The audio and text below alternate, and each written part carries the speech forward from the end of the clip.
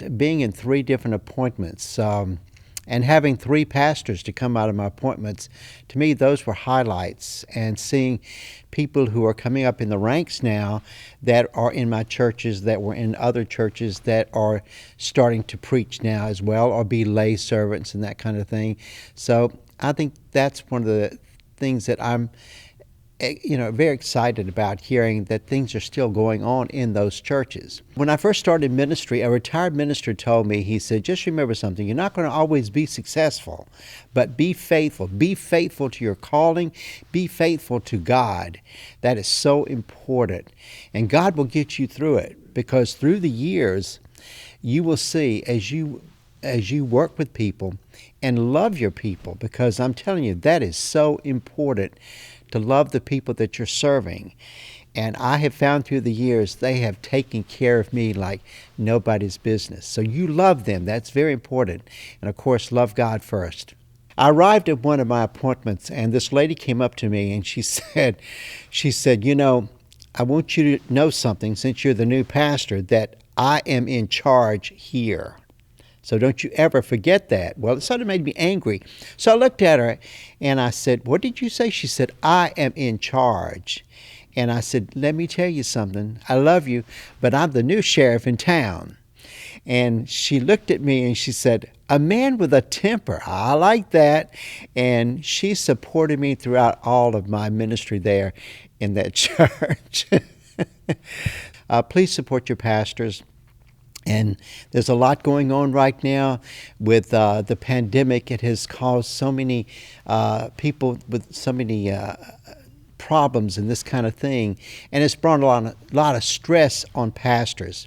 So I encourage the conference to watch out for the pastors, encourage all the pastors to continue to be faithful and help them and help support them. Interestingly, this pandemic situation has created some interesting situations, especially helping us to kind of get involved in, I guess the word would be televangelism on Sundays and for our special events and so on. And the bloopers that happen, and of course you cannot take them back because they're happening live. But that has been an experience to be able to laugh more, in my own case, at myself. I have had to learn to really step back and loosen up and go with the flow. Yesterday we had a little infant who got away from her mother and started crawling down one of the main aisles. And of course she realized coming after the infant that she was in front of God and everybody. And then she realized also that she was going to be on camera retrieving her infant during the service. Those kinds of things are, I think, really show the church at its best humanity. And we can all smile and laugh and know that if we are ever in that situation, the only thing to do is just turn around and take a bow.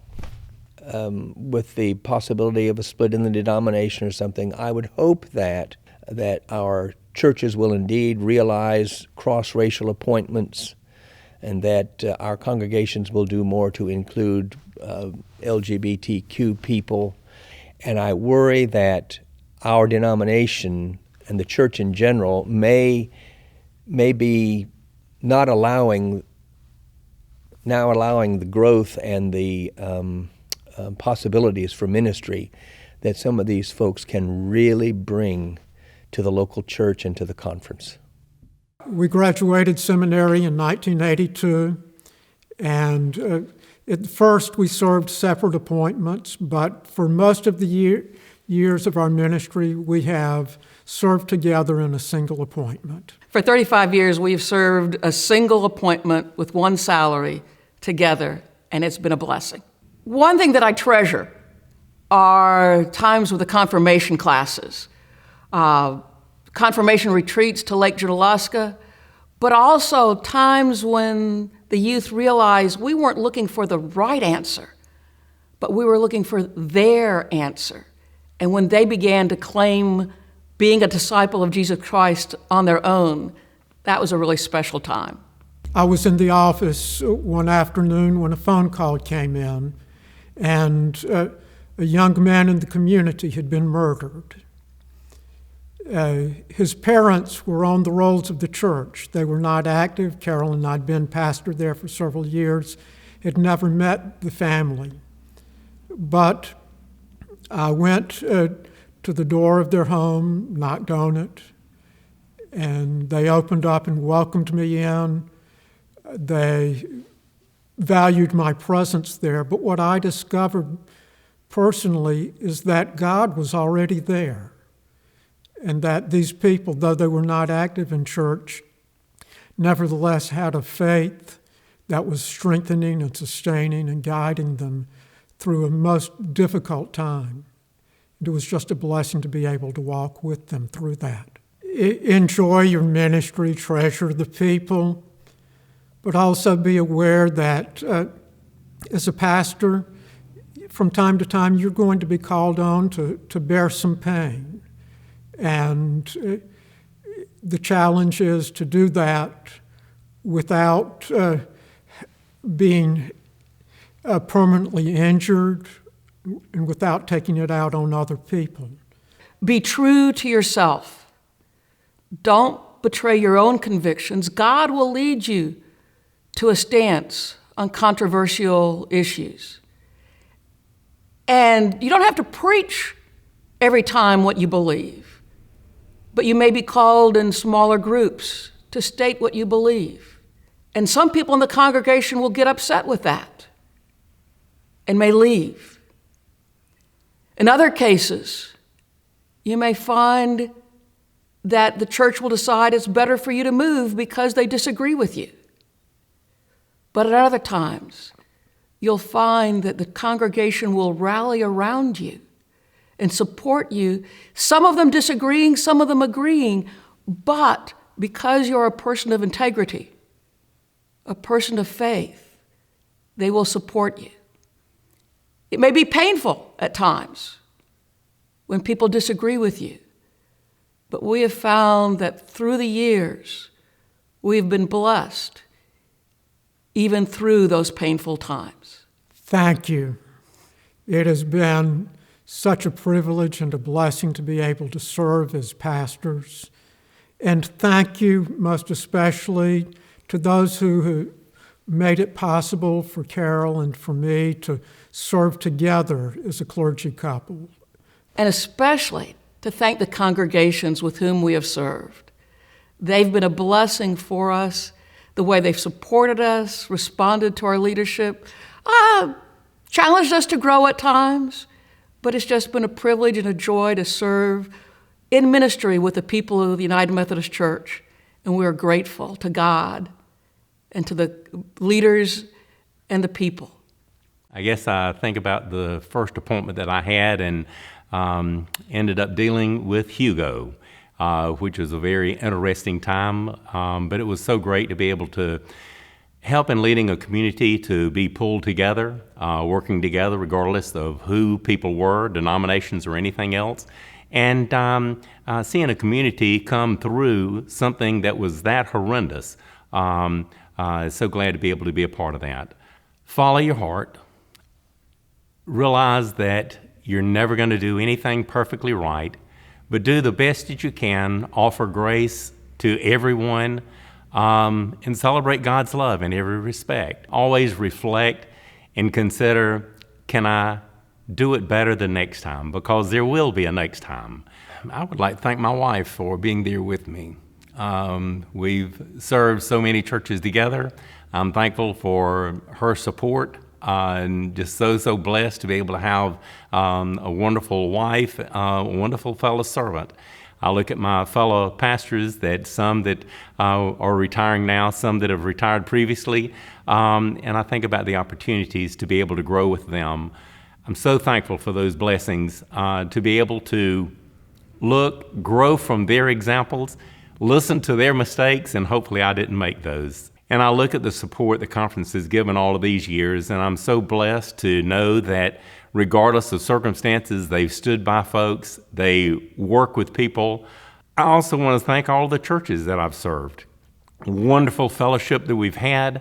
I look and I think about those saints that aren't with us anymore, the things that they've taught, the guidance that they've given, be able to offer advice because of lives that they've lived. And I'm very, very blessed by that. Obviously, baptisms of the various ages of members. When it was Tanisha, who I baptized, who was a special needs adult, and I'll never forget asking her if she believed in the Lord Jesus Christ as her Savior. And I said, "Say it like you mean it." You answer, "I do." To which she said, "I do. I do. I do. I do. I do." And that has stuck with me throughout my life. And another incident or experience that comes to mind was with another special needs adult. When he would take communion every Sunday, I would give him the bread and then the cup, and he would always take it and lift it up and give thanks to God, take the elements, and then give me a big old bear hug after it was done. If you're one of those A-type personalities like myself, take a deep breath every Sunday morning. Try not to get caught up in the details and just let the Spirit be in charge. Be very patient with, leading worship, not trying to control things that can't be, would be my best advice. There have been many, many surprising gifts throughout my ministry, financially and otherwise, that have enabled me to be the pastor that I have become and am becoming. So I just thank God that the United Methodist Church has allowed me an opportunity to use my gifts and graces in ministry for all this time, and I look forward to what He has in store for many, many years to come. So God bless you all, and thank you. Well, of course, there's a lot of them, but the first one that comes to mind is that first trip I made from seminary in Atlanta to my student appointment in Pinewood. We came in the parsonage, and there was a meal all prepared for us from the 3 churches that we were serving. And my wife and I were treated right away to the hospitality that was going to be ours for the next 5 years. So it was really a great start. Baptisms have always been real high on my list. Certainly the infant baptisms and children's baptisms were always very special. But also when an adult found their way to Christ and came forward, it was always a special time. And during the last few years when my family's been going through some stuff, the support and love that was given to us by all of the churches and people that we've served and the relationships that we build over time has been really special. Love the people, and when they know you love them, they'll love you. And that has worked for me all the way through. Doesn't mean we always agreed, doesn't mean we didn't have some issues that we had to resolve, but we never doubted the fact that we were supportive of each other all the way through. We're so fragmented in our culture today. I think we got an opportunity to be the church that scriptures call us to be, but it's really hard. And we got to put the triune God right in the center of things. And we've tended to slip away from that. We've made each upcoming issue the big issue rather than keeping God in Christ in the center of things. And also to all the churches that I've served that have supported Nancy and me and my family during this time, it's been a special journey over these last 20 plus years. And hopefully I'll still have the chance to serve in some capacities as we go forward. Well, what really stands out for me is my first appointment was a small congregation, and they were wanting to build a new church, and they weren't able to get together, the congregation, and I was able to bring them together, and we got together, we built a new sanctuary, and that was just a blessing. During the time that I served, what really stood out also, is the sacraments. It's just a blessing to be able to give the sacraments of, of Holy Communion and baptism. That was just a blessing. Even sometimes when I do baptism, I would get emotional, just can feel the presence of God in those elements. I would say just be true to your calling and just listen, let God give you guidance, and God will make a way, if you stay faithful, and God will open doors. As I began my ministry, I was working full time, and I was wondering how I was going to get my seminary work done, but God made a way. For about 5 years, I used my vacation time for 5 years and got my seminary work done as a local pastor. And I was real concerned about how I was going to get that work done, but God made a way, and I was being faithful. Well, I'd just like to say to the annual conference, and I'm just thankful that they allowed me to serve for the past 22 years. It's just been a blessing being able to serve the church, and I'm just thankful for that, for being able to serve. Being involved in people's lives, one of the most poignant moments annually for me is the Ash Wednesday service, when you are confronted, when you're standing there with the humble ashes in your hand, and someone comes to present themselves for ashes to be imposed on their forehead, and you look in their eyes, and they know, and you know, that this may well be the very last time that they are dealing with a terminal illness, and they hear the words, "From ashes you have come, and to ashes you shall return," and they know it. And then also in this same service, someone brings a child, maybe even an infant, and they present them, and you think of all of the life that is there before them, all the potential, all of the things. The being involved in people's lives in those kinds of times, being invited into their lives. Don't forget to learn from the experiences that you're going to have, to keep your mind open, to keep yourself ready to alter, to change, to grow, to become. It's a heck of a ride, and each appointment, each sermon, each place that you are, each experience you have gives you a chance to learn something new about God and about yourself. Enjoy it. To the folk here in South Carolina, to the annual conference, I am not a native of South Carolina. I'm an import. I came as a candidate for ministry from the Kentucky Conference and was welcomed here. There was an open door for me to come in and to make my own way, to have the opportunity to be in ministry. And I hope, I am certain that I have not always lived up to John Wesley's advice to not be triflingly employed, but I hope that I have given enough back to the conference as a word of thank you for welcoming me in. Well, the first part of my career was in the local church, and I had really some great years of ministering with children and youth and Christian education, and just the nurturing of young people in the faith was outstanding. It was just a great experience for me. It was as much growing for me as it was for them. And then the second part of my career has been with the conference staff, and it's been just a fantastic ride of just working with churches. I guess one of the real great experiences I had was when Brother Frederick sent me to a church that averaged worship of 3. And I kind of went kicking and screaming there, thinking that, why would I waste my time with a church of 3? But it was a great experience, and I saw those 3 men, by the way, make some real changes in the way they did ministry, and now that church is averaging worship close to 40, so that was really one of my highlights. And then, of course, working with the Orangeburg District and the Ghana Technology Project was life-changing for me. Just a phenomenal experience to see the lives that changed there was just phenomenal. I want to thank the clergy and laity of South Carolina for letting me be part of this incredible ministry in their churches.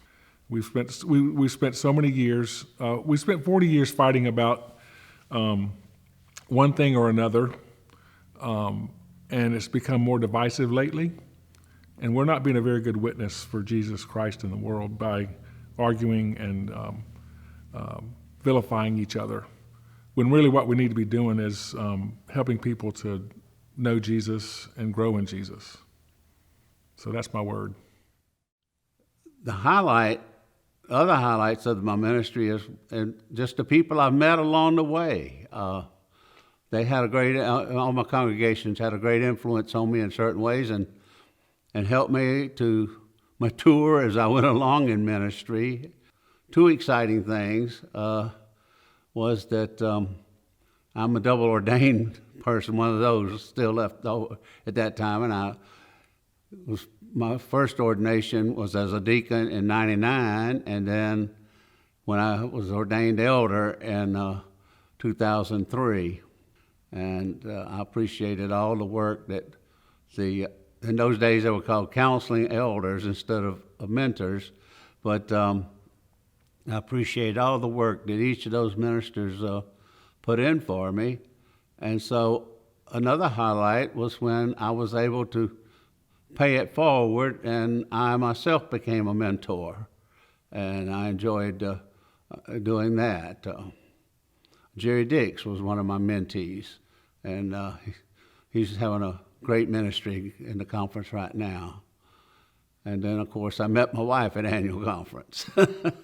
It's a learning experience, and never feel like you've learned it all, because you haven't. And be open and listen to what you hear from your members along the way, and also from other ministers who have traveled that path ahead of you and have had experience, because experience is, I think, the best teacher. I would like to thank them for all the years of ministry that I've had and for all the help and support that each of the churches and the conference has given me, and the opportunity to participate on various conference committees and also some district committees. Being a new church planter, huge, because I got to work with so many people that did not know Christ and got to see something being born. I loved the opportunity of trying to do something that looks impossible, and it was scary to do. It was, what I really liked about it was seeing God work. Because so much about being a new church planter you can't control. God just has to do it. And that was really cool. The other thing that really meant a lot to me is seeing how my colleagues and my churches rallied around me when I had hard times.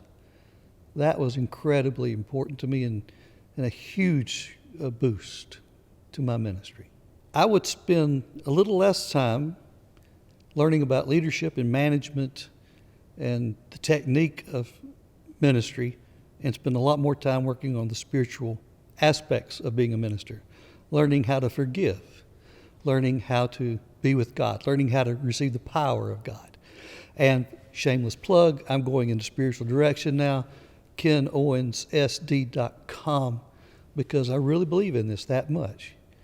I could have worked a lot less hard, and God could have accomplished a whole lot more if I'd focused on those things first.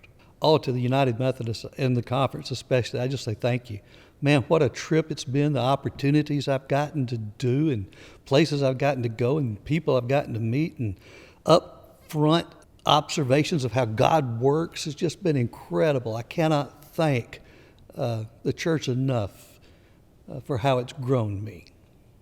I don't know where I picked up the habit, but from my very beginning, I started writing letters to the children and the infants that I baptized, and giving the letter to their parents to be opened on the morning of their confirmation, relating the two events, baptism and confirmation.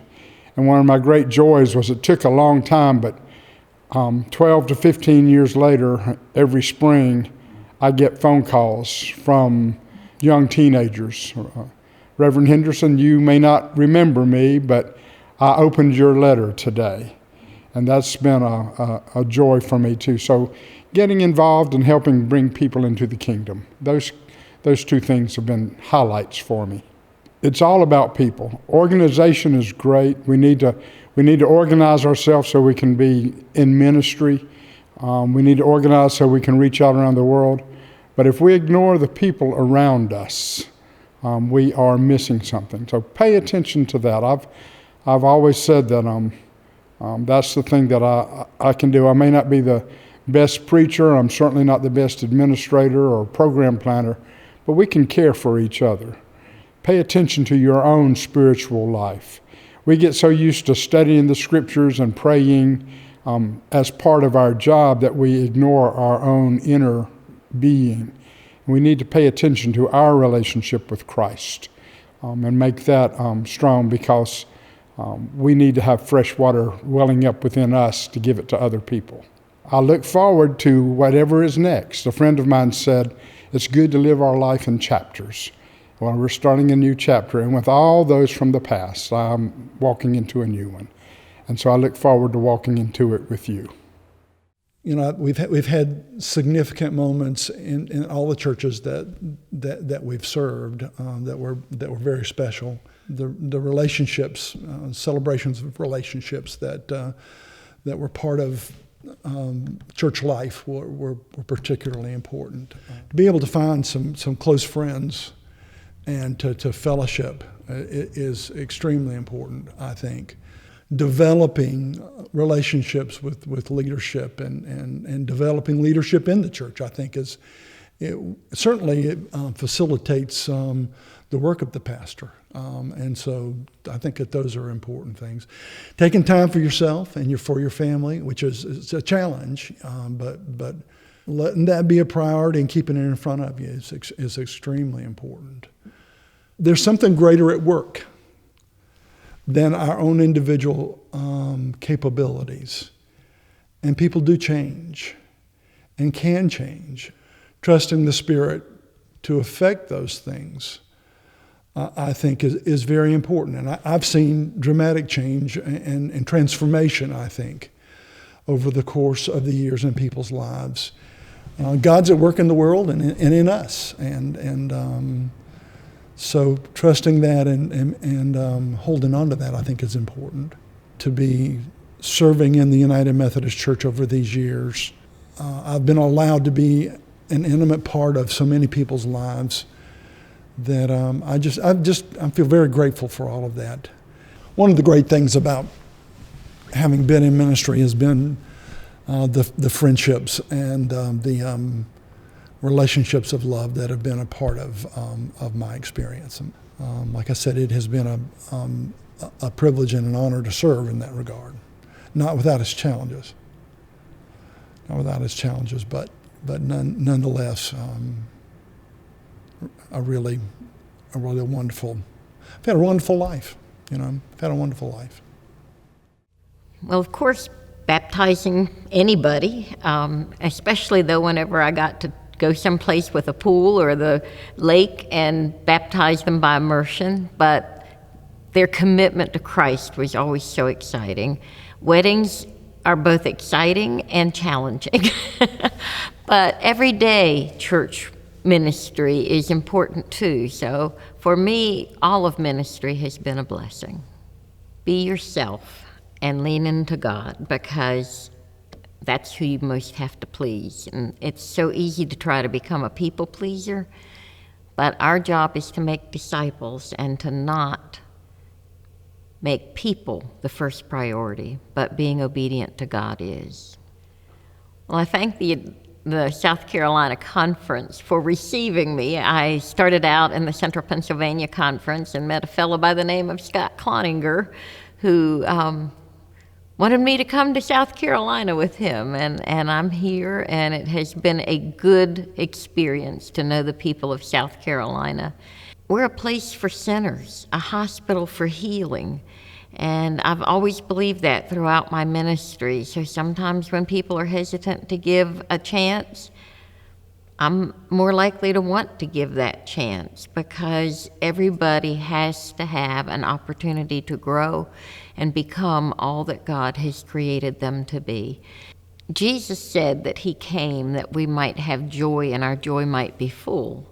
And I would encourage us to remember the joy part of our Christian walk. To, yes, be ready to work and do all the things that are there to be done, but also do it with joy.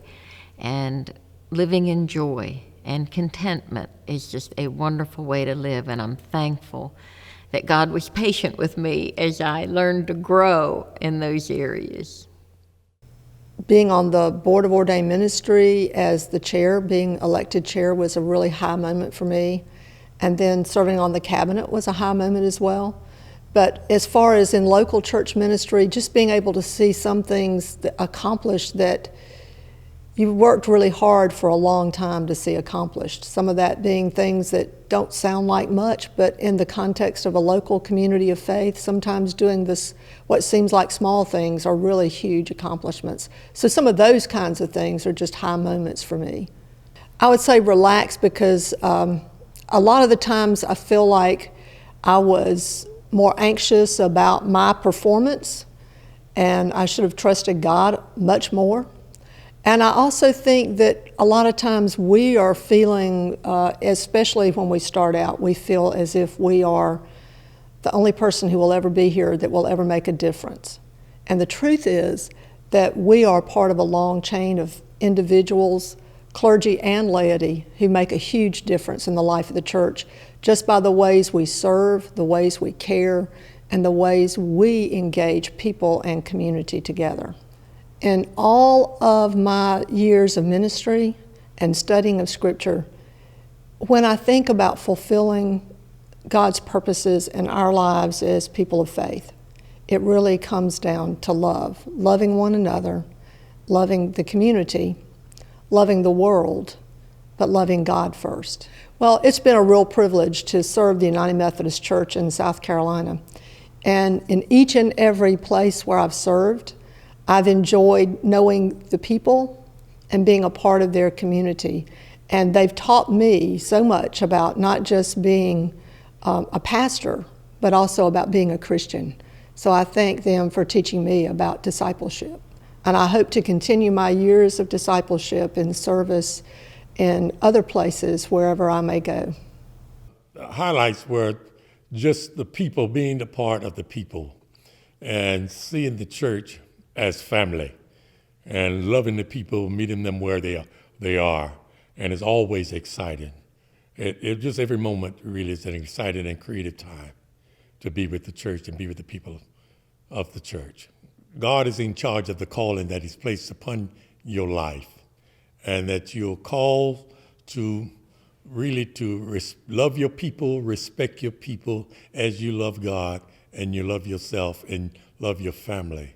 And always see ministry as a family event, to be a part of the church.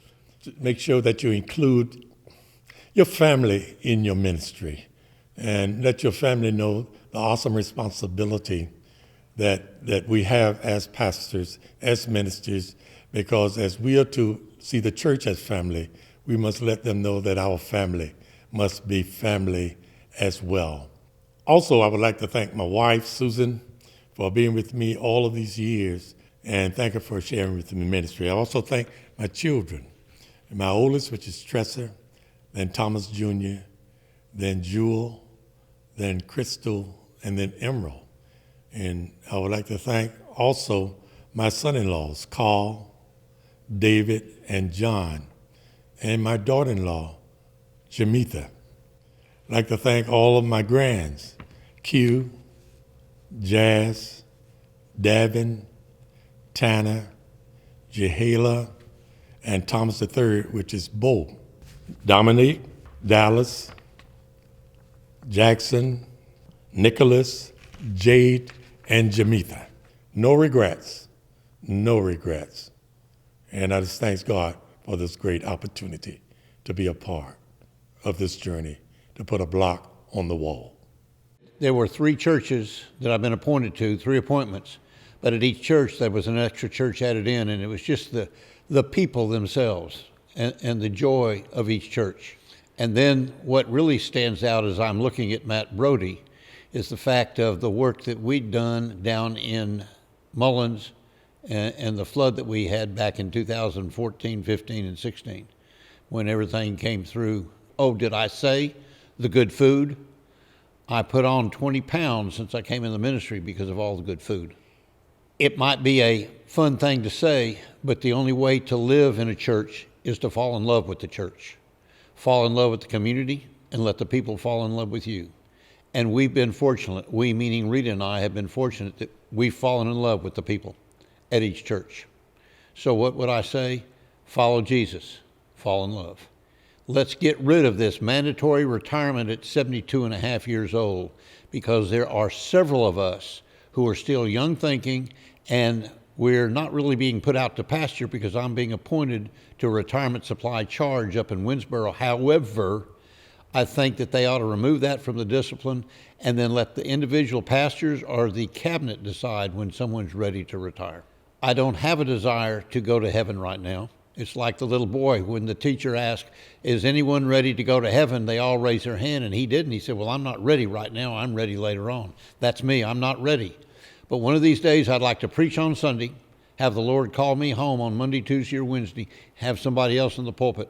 I'm not ready to quit, and at 72 and a half years old, I'm not going to. I'm going to keep preaching. The highlights of my ministry when I received communication from the younger people that have came to the church and gone through and made something out of their life, gone to college and graduated and working in various areas. And so that was very enriching because they call me from wherever they go, and that's from the east to the west coast. And sometimes I think I got a couple of calls from a couple of foreign countries. And that definitely excited me, about that. Also, when I got into the community outreach, that is working with families that have been fallen by the wayside, with young teenagers, and being able to work with them and to keep them out of the, the criminal system. Every time you have an encounter with an issue or situation that you've encountered for the first time, and sometimes you want to ask yourself, why me? But then you go back to your call to ministry, that you're called to give yourself, you're called to turn your life over to Christ, to die in your old life and receive that new life. And as you would go along, you will see that it will develop you as a person, as an individual, and as a spiritual leader. But I found out that, it's good. You will continuously grow day after day. You never stop growing in ministry and the call that God had placed upon your life.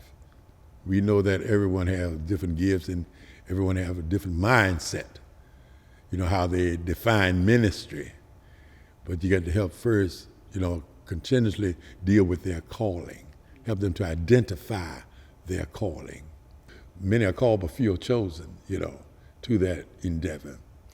And sometimes maybe the ordained ministry is not for everyone, but you can be a part of the laity ministry if you can identify with that as a part of who you are.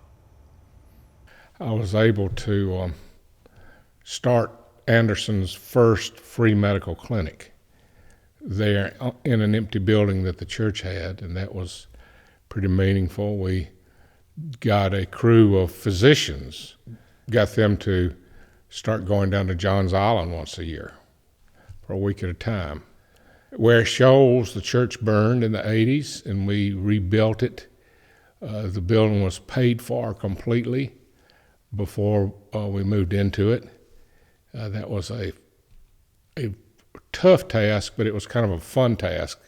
I would say young people coming in, you need to really work hard on developing trust before you ask for a commitment from those people to do things or to give things and so forth. We need to quit counting membership as a gauge of success. We have a lot of people who participate in our ministries who are not members. The younger a person is, the less likely they are to join anything, whether it be the Civitans, the Ruritans, the Masons, the church. So participation is far more important than membership. And of course, we've always had a huge number of members who don't participate. So we need to not be worried so much about how many members we have as we worry about how many participants we have and what type of, I would call it branding, that we're doing for our church and in our church toward the bigger, larger community in which we serve. The last radio address that Henry Nelson Snyder gave, he was the president of Wofford College for 40 years. He had a show on WORD radio every Sunday morning, and he was asked that very question. This is your last show. What are your words of wisdom? And he said, I have met a lot of small people in big positions and a lot of big people in small positions. You want to strive to be a big person.